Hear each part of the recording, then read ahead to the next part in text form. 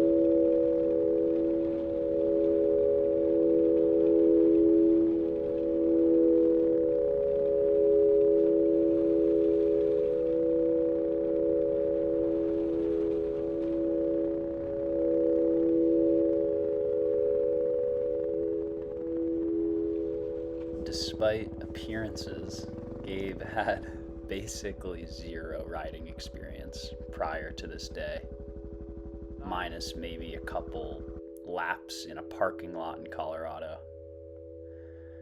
So, because of that, we used most of the morning as a time for him to get comfortable with this new bike before we would pack up our stuff and head off on a 2-day moto camping excursion.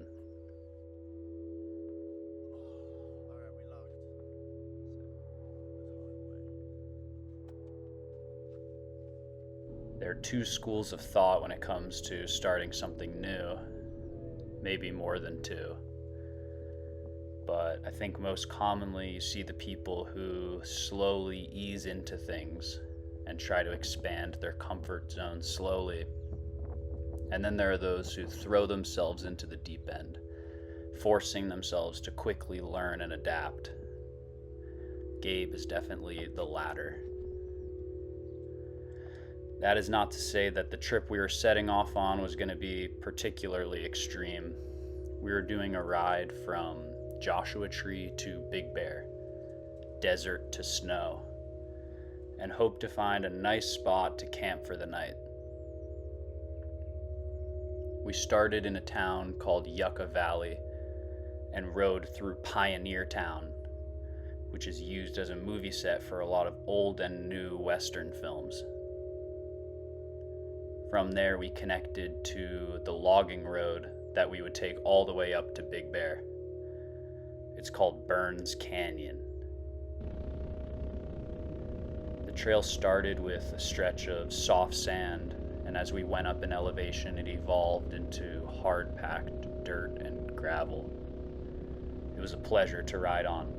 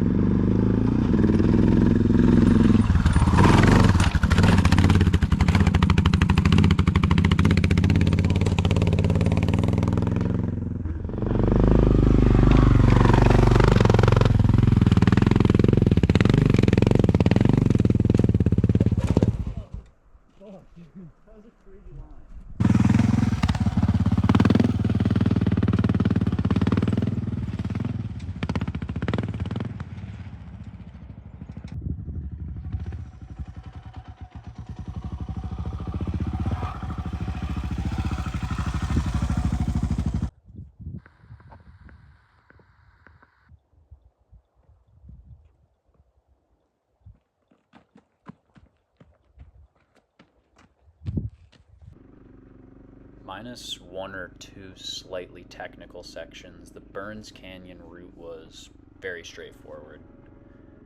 Gabe and I had packed very light when it came to tools, so any serious mechanical issue would have been difficult to resolve.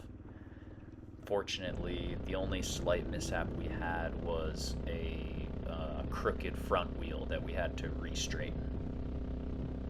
I had sourced Gabe's bike for him, the DR650 he was riding, so I made sure before the trip that he wouldn't have any issues with it, because that would have been on my hands. We are 15 minutes from Big Bear.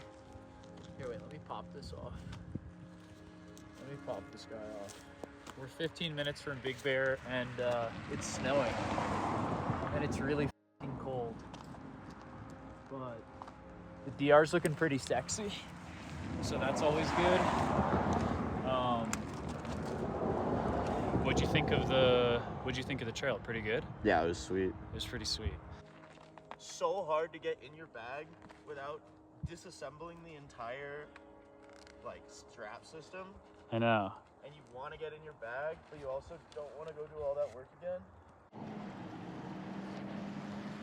Made it to Big Bear, and just got a little decaf mocha from Vaughn's, and Gabe and I got gloves because our hands are absolutely freezing. What kind of gloves? Kitchen dishwashing gloves. We're headed back down to lower elevation, and we're gonna camp.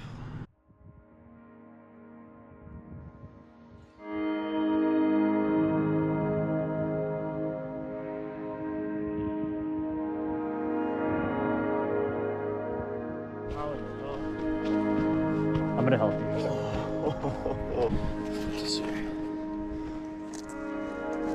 Dude, this is the most part.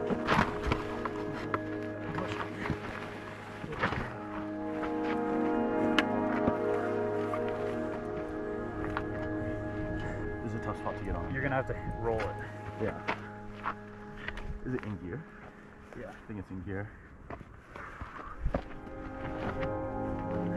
You wanna grab brake and I'll clutch in and just brake? Yeah, I'll just hold the gear brake. I'll hold this side and you just clutch it. Yeah, there you go. Rear braking with my hand. You got it. Okay. That's good.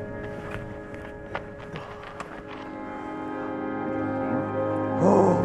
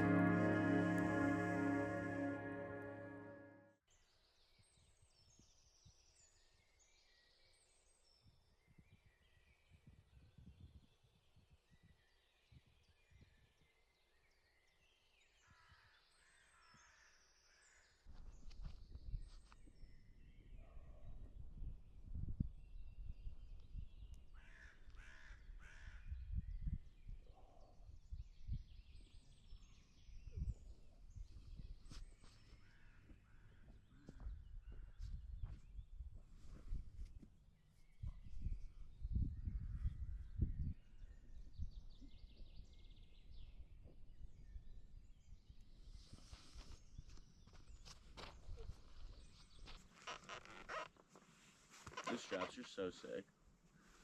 They're so nice. This system is like perfect, honestly. Like using the net for the main bag and then these up top. Mm-hmm. Love it. I went for the net over and then the strap in front and back. Yeah.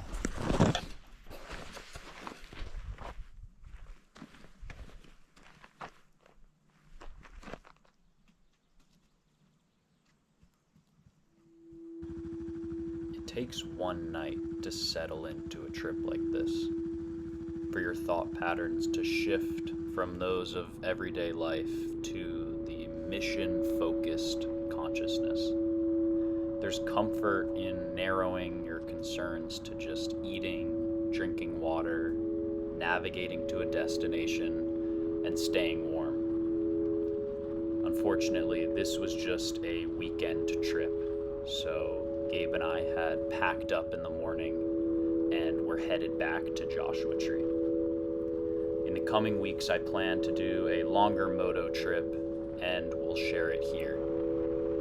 Thank you for watching.